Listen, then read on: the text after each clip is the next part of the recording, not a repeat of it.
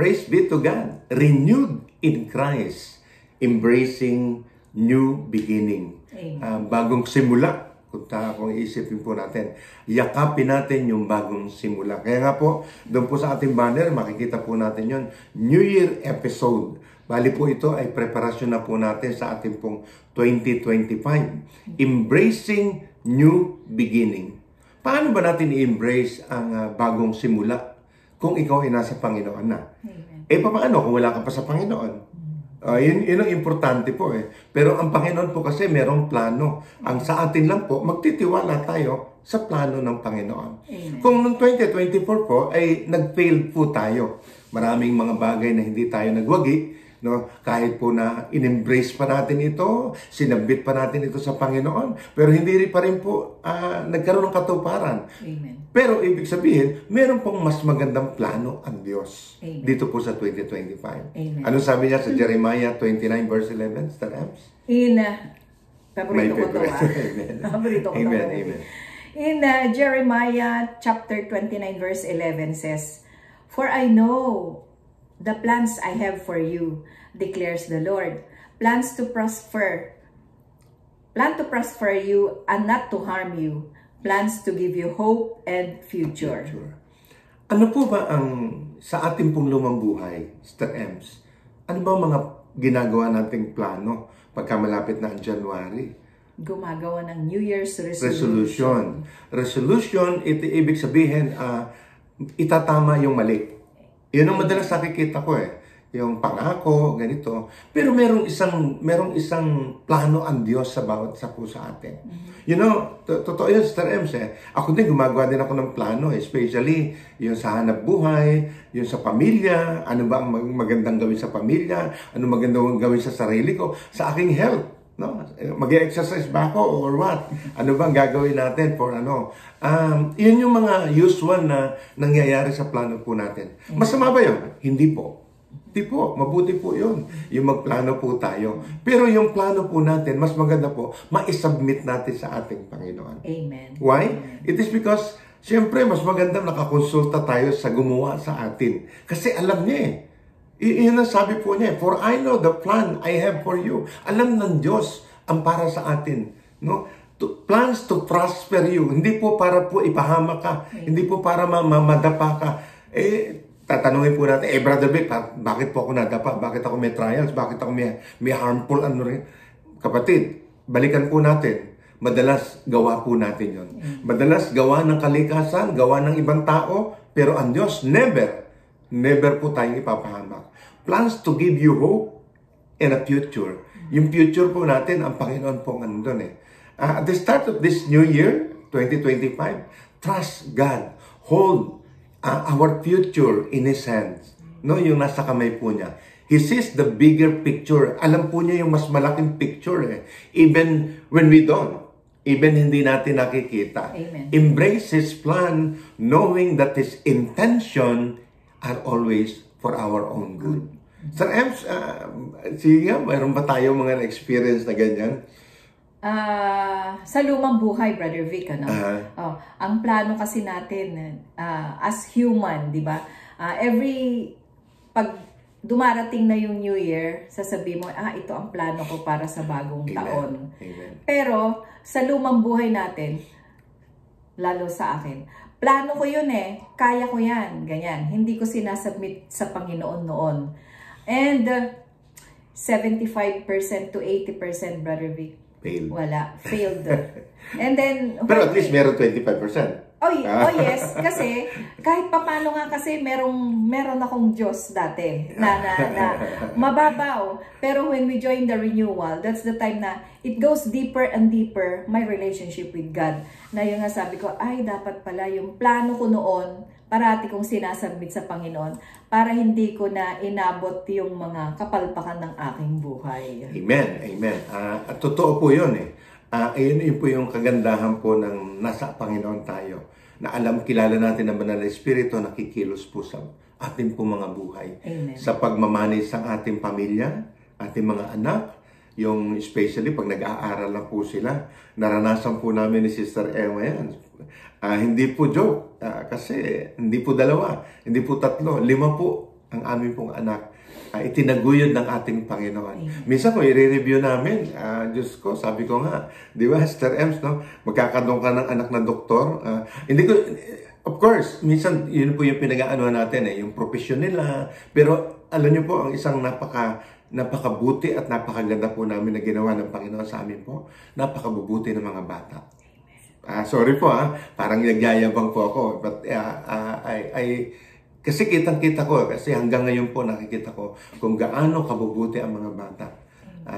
Bakit po? Because of our Lord. Amen. Number 2, kailangan din po, kalimutan po natin yung nakaraan. Huwag mabuhay sa kahapon. Di ba? Yun ang madalas sa sinasabi ko. Madalas sa kwento ko po yun. Yung pong kahapon, tapos na. Tapos na po yun. Hindi mo na po maibabalik ngayon. Hindi mo na po maibabalik ngayon. Bakit po? It is because pag nabuhay tayo sa kahapon, malungkot ka. Lalo na po, ang kahapon mo kabiguan. Buti kung ang kahapon mo kasiyahan. Amen. Mabubuti. Pero madalas po ang kahapon natin, yung kapigatian Ang dalas ang kahapon po natin, suffering. Hiwalayan, sakit, no? Yun, ano. Pero ang sabi ng Panginoon, iwanan na po natin ito. Sabi po niya sa 2 Corinthians 5:17, Sister Ems? In 2 Corinthians chapter 5 verse 17 says, therefore, if anyone is in Christ, the new creation has come. The old has gone, and the new is here. The old has gone. Tapos na po. Begin the new year by releasing past hurts. Yung sakit, failures, yung mga kabiguan po natin. Minsan kasi, minsan, bakit ba ganito? Bakit? Kasi mali desisyon ko regret po yun At mahirap po, hindi na po natin maibalik. Pagka po doon tayo nabuhay, ang sabi ko nga kay Sister Emma, lagi pagka ganun move on. Move on. Tapos na yun In Christ, we are made new. May diba, sisters? Sa ating Panginoon, bago po tayo, leave behind what weigh you down. Yung nagpapabigat sa ating kahapon. And step boldly into God's promises. Anong promise ng Panginoon? Oh my God. You read the scripture, may diba, sisters? More than thousands of promises. Nandyan po sa banal na kasulatan. Madalas po nila natin kine-claim. Sabi nga po ng isang pare, mas mabuti daw po yung humiling ka na hindi ka nakatanggap kesa sa hindi ka humiling talagang hindi ka nakatanggap. Di ba? Minsan, nilay natin, totoo nga naman. Mas mabuti daw po yung tayo ay humiling kahit hindi tayo nakatanggap. Kesa po doon sa hindi nakatanggap kasi hindi humiling. So, we need to ask the Lord. Ask the Lord for something. Ang promises ng Panginoon, abundant po. May ba sa sisters? Hindi kanya iiwanan, hindi kanya pamabayaan. Nandyan ang ating Panginoon. 1,000 steps away from God. We need only one step going back to God. Embrace the Lord. Ang Panginoon lang po ang nakakapag-ano po sa atin, sa totoo lang nasaktan ka, bangon lang. No? Nadapa ka, bangon lang. Nandyan ang Diyos, tatanggapin ka po. Nadapa ka uli, bangon uli. Bangon ng bangon. Ang Panginoon po nandyan po sa atin. Amen. Pero of course, kailangan po matuto tayo. Amen. Pag tayo po'y nadadapa, yung kasi pagdapa po natin, lesson po yun Lesson po yun. So, kailangan po matuto po tayo. Amen. Amen. Third, walk by faith, not by sight. Believe that God is in control. Maniwala po na ang Panginoon po ang nagkokontrol ng lahat. No? Sabi po niya sa 2 Corinthians 5:7, ano Sister Ems? In 2 Corinthians chapter 5 verse 7 says, for we live by faith, not by sight. Nabubuhay tayo sa paniniwala, nabubuhay tayo sa pananampalataya, hindi po sa nakikita. Amen. Hindi sa nakikita.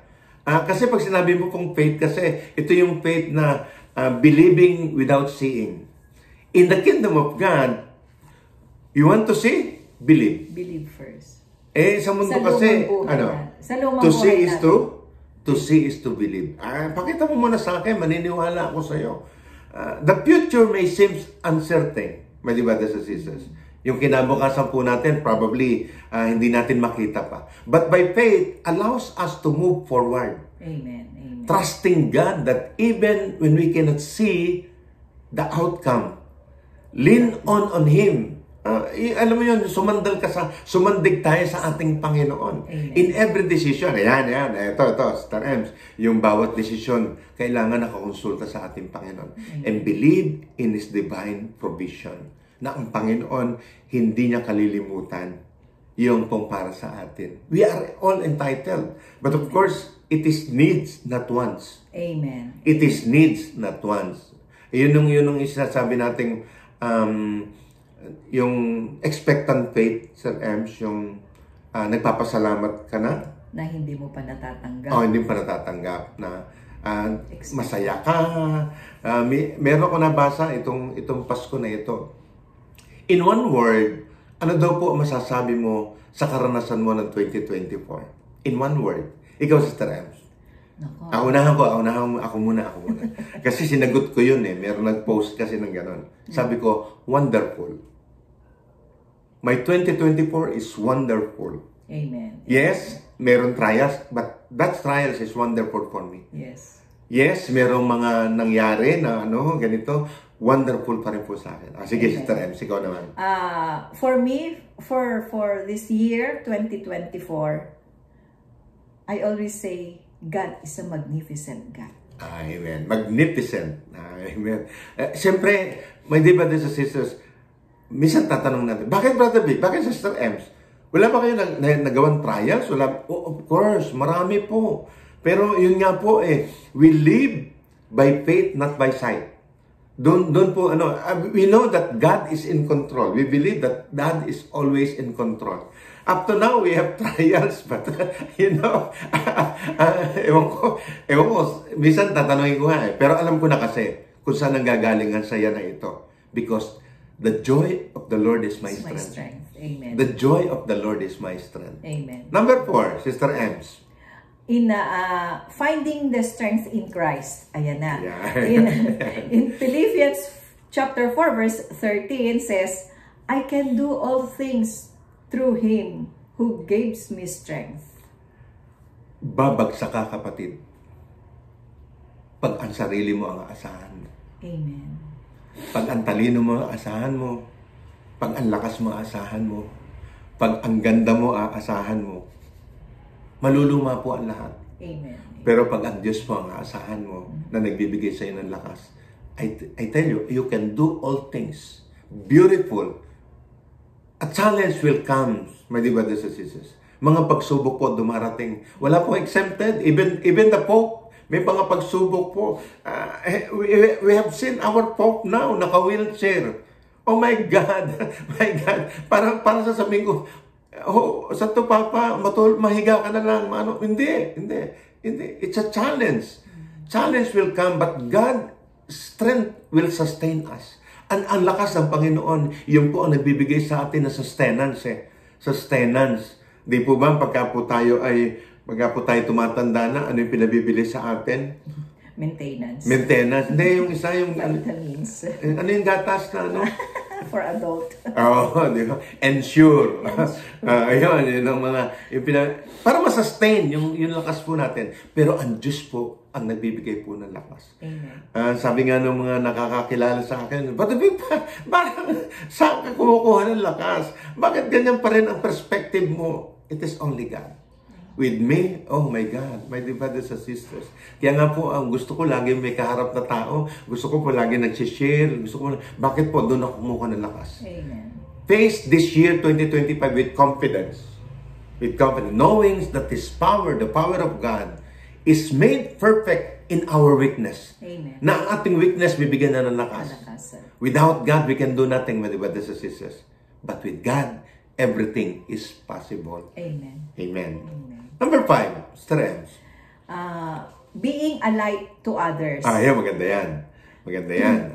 Ano sabi sa Matthew? In Matthew chapter 5 verse 16 says, in the same way, let your light shine before others, that they may see good deeds and glorify your Father in heaven. A new year is an opportunity to reflect God's love to others, my brothers and sisters. Be a source of hope and encouragement as you journey in faith, inspiring others to draw closer to Him. Yan po ang masarap na nandoon ka na sa Panginoon. Renewed ka na sa ating Panginoon. Siyempre, kailangan mag-shine ka. Hindi pwedeng sarilinin mo lahat ang biyaya ng Panginoon. Ang nagbibigay po tayo ng liwanag sa iba. Nagbibigay po tayo ng pag-asa sa iba. Nagbibigay po tayo ng joy sa iba. Hindi lang po siguro, simulan mo sa sarili mo, sa sarili po natin, and then sa wife mo, sa husband mo, no, sa mga anak mo, sa mga kapitbahay mo, sa magulang mo, sa kapatid mo, magbigay ka ng saya, magbigay ka ng pag-asa. Be in Christ to others, my dear brothers and sisters, because you are in Christ. Nasa atin na po ang Panginoon eh. Kailangan po ibibigay po natin, ibabahagi po natin. You know, my dear brothers and sisters, now we are experiencing, kami na lang pong dalawa. Sabi ko nga, kung minsan di po naiiwasan. Pag tahimik ako, no, tahimik siya. Minsan, kami na lang po nagsusupport sa isa't isa. Bakit? Saan kami kumukuha ng lakas? Sa ating Panginoon. Ako nagbibigay ng lakas kay Sister Emma because of God. Sister Emma nagbibigay ng lakas sa akin because of God. Kasi we complement each other. Yung kahinaan niya, maybe kalakasan ko. Yung kahinaan ko, maybe kalakasan niya. Kapatid, maging Kristo ka sa husband mo. Maging Kristo ka sa wife mo. Maging Kristo ka sa mga anak mo. Maging Kristo ka sa magulang mo. Sa ka-classmate mo. Sa ka-opisina mo. Kapitbahay mo. Maging Kristo ka. Recently, we have experienced, wow, praise God, our neighbor. But God really gave us a heart. I told Sister Emma, have patience. Have God. Give God to them. Give joy to them.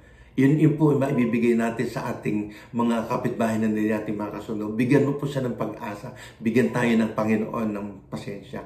Alam mo, minsan, nung lumang buhay, pag gano'n, kasi ang dasal ko Lord, tingnan mo yung tao na yan, yung kaopisina ko na yan, yung kaibigan ko na yan, grabe. Now, iba na pong prayer namin, Lord, give us the strength to accept them. Amen. Give us the patience para po makapagpatuloy po. Amen. Kapatid, 2025, no? Ano po ang sabi po natin? Number 1, trusting God's plan. No? Magtiwala po tayo sa ating Panginoon. Number 2, letting go of the past. Kalimutan na po natin yung nakaraan. Para po, gwapa. Diba? Ang sarap mabuhay, diba? Sige, kayo po magsabi. 65 years old. Diba? So, I mean, diba, Sister Ems, masarap kayo mabuhay ng masaya. Amen. Kaysa sa malungkot, diba? Number 3, walk with faith, not by our side. Amen. Brothers and sisters. Live by faith, not by our side. Finding strength in Christ alone. In Christ alone. Di ba yung kanta po natin? Sa Panginoon lang po Find rest, my soul. Where? In Christ alone. Know His power. Kapatid, ang Diyos po ang magbibigay sa atin ng lakas. Amen. And last, be a light to others. Be in Christ to others. Maging Kristo kayo sa ating kapwa, my dear brothers and sisters. Sister Ems, anything that you can say to our brothers and sisters for 2025? For 2025, my dear brothers and sisters, I've learned to live the past. Wala na yun kahapon, wala na. And I know that the Lord has a good plan for me, for us, for everybody. A plan to prosper us, not to harm us. And to be a light to others, to give inspiration to others. We hope, my dear brothers and sisters, marami pang mabiyayaan. Nawa, lagi kong hiling sa ating Panginoon, punuin pa rin kami ng pag-ibig upang maibigay po namin sa bawat kapwa po natin. Especially this 2025. One thing that I ask the Lord for 2025 is to increase my faith. And to be joyful and to spread the good news of the Lord. Amen. Let us pray, brothers and sisters. In the name of the Father, the Son, and the Holy Spirit. Amen. Lord, we thank you for the gift of renewal in Christ. As we move forward into this new year, 2025, help us to let go of our past, Lord, yes, Lord, and live in faith, strengthened by your presence. May we shine as your light in this world, O Lord, bringing hope and love to those around us. Yes. Walk with us in every step And may our lives glorify you in all we do. In Jesus' mighty name, we pray. Amen and amen. In the name of the Father, the Son, and the Holy Spirit. Amen and amen.